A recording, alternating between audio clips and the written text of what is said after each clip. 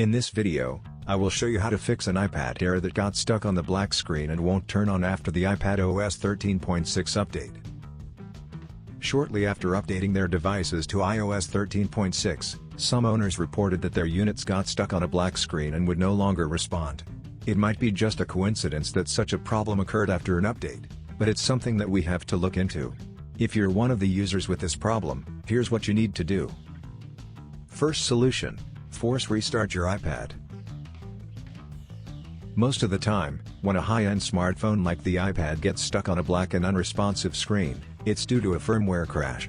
You can fix it by doing the forced restart. To do so, press and hold the home button and the power key for 10 seconds. It will force the iPad to boot up.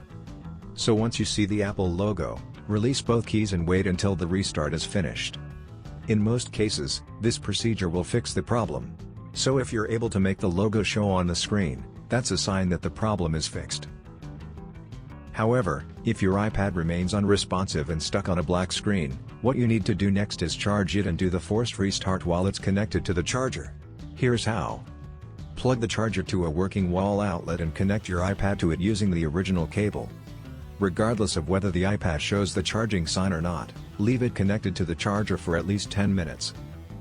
After that, do the forced restart again while the iPad is still connected to the charger. If the problem is just due to a minor issue caused by the new update, then it should be booting up by now.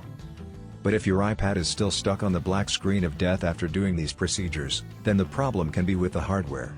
With that, you need to have the device checked. I hope that we've been able to help you. Please support us by subscribing to our channel and enabling the notifications. Thanks for watching.